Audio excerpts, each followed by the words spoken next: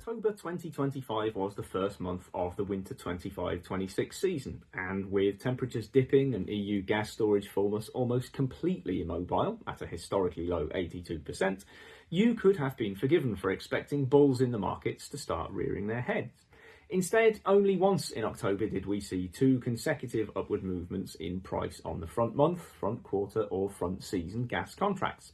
And the slow and mild downward drift in prices continued, even in the face of several potentially bullish drivers. Strikes at French LNG terminals, pipeline leaks at Faux, interruptions to maritime activity in the Persian Gulf, early withdrawals from gas storage, and even some unusually decisive sanctions news from the European Union all seem to count for little from the perspective of UK gas and power prices. In previous years, it wouldn't have been unusual for even one of these in isolation to prompt a bull run. However, this is late 2025, and the evolving reality of global gas supply seems to be applying enough downward pressure to keep bulls in check, at least for now. So, how did we get here? The key to understanding this winter so far is LNG, specifically US LNG and the historic ramp up of its production capacity. In the years since the crisis of 2022, US and indeed Qatari LNG has been the glimmer of hope in the distance, the driver behind backwardated markets and the future of new gas supply that promised relief from still elevated gas prices. Well, to borrow a trope from old Western films, the cavalry is now charging over the brow of the hill. On a moving average basis, LNG exports in October were 18% up year on year as of the end of the month, with exports at record highs of 1.8 billion cubic metres per day.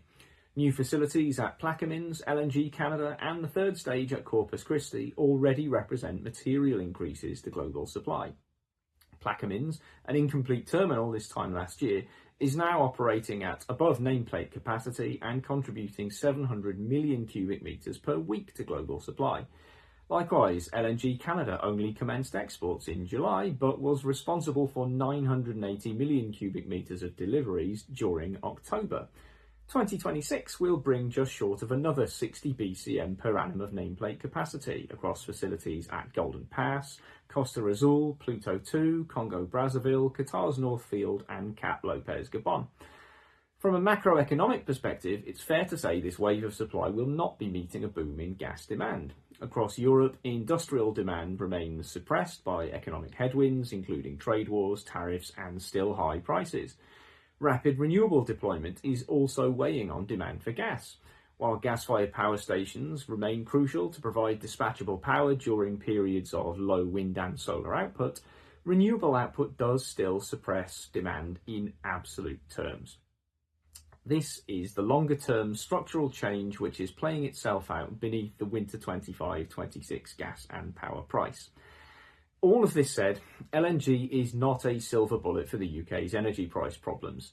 In a more globalised supply chain, the UK is now exposed to a global suite of risk factors, including, but by no means limited to, hurricanes in the Gulf of Mexico, attacks on shipping anywhere in the globe, and civil unrest. In addition, the old familiar winter risk factors remain. On that front, October 25 served bears in the market fairly well. Wind generation started and ended the month very strongly. In the first week of October, Storm Amy saw wind output provide more than half of the UK's power demand for prolonged spells, and briefly drove the gas day-ahead price to depths not seen since the post-crisis trough of February 2024. It was a similar situation towards the end of the month, with the early morning of Halloween seeing the UK's wind fleet generating 16,500 megawatt hours against overall demand of 32,000 megawatt hours. Entering November, that positive picture was forecast to endure, with forecasts of seasonal normal levels of wind gen for the entirety of the first week of the month.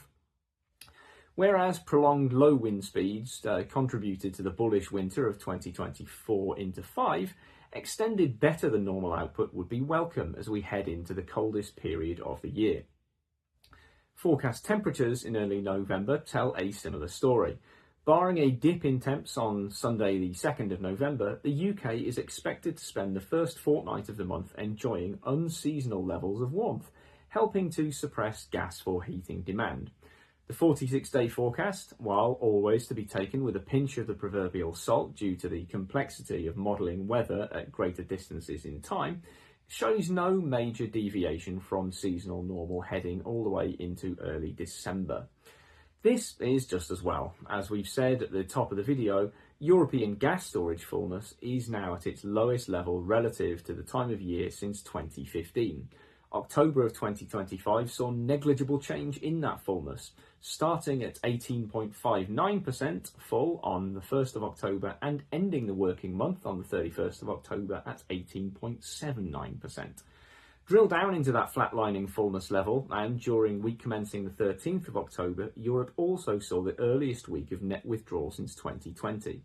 Even at current reduced levels, Europe has enough gas in storage to avoid full depletion during a cold winter. Still, there is at least a case for suggesting UK and European gas markets may have underestimated the upside risk this winter. October brought fresh developments in the politics of global energy. On the 23rd of the month, the EU and US made coordinated announcements of sanctions on Russian fossil fuel exports. The European Union formally adopted its 19th package of sanctions against Russia, including a ban on Russian LNG imports with effect from the 1st of January 27. Although telegraphed from back in September, this was still a surprisingly strong move by the EU, bringing forward a planned ban by a full year. The EU measures also listed 117 vessels as forming part of Moscow's shadow fleet. The US also announced measures to restrict fossil fuel exports, with the US sanctioning Russian oil giants Rosneft and Lukoil, which account for more than 5% of global oil output. Oil prices also gained 5% on the announcement, with Brent jumping from $62 a barrel at close on the 22nd of October to $66 a close on the following day. As October drew to a close, both Brent and West Texas had held at above $65 and $60 respectively. This is an evolving situation, and markets continue to digest sanctions news. However, it's worth noting that Russia has up to this point devised elaborate ways to circumvent sanctions. In the final week of October, for example, we saw a sanctioned Russian LNG tanker by the name of Pearl make a ship-to-ship transfer off the coast of Malaysia, transferring its cargo to an unsanctioned vessel, CCH Gas. Beyond that, sanctions enforcement has also been patchy. Since late August, Russia's sanctioned Arctic LNG 2 facility has loaded several cargoes later discharged in China and is yet to see any pushback from the US. Overall, it's understandable why UK gas and power contracts for delivery over the winter were setting 18-month lows during October. The simple economic logic of supply, strong and growing supply meeting suppressed demand, is not difficult to grasp. That said, commodity supply chains are growing more complex at a time when geopolitics is growing more fractious. Compared with what now look like the good old days of 2019 and prior, elevated risk premia in energy markets are now an enduring feature. If you are a TPI interested in risk management support as you help clients navigate this changed landscape, then please do feel free to get in touch on the details that follow.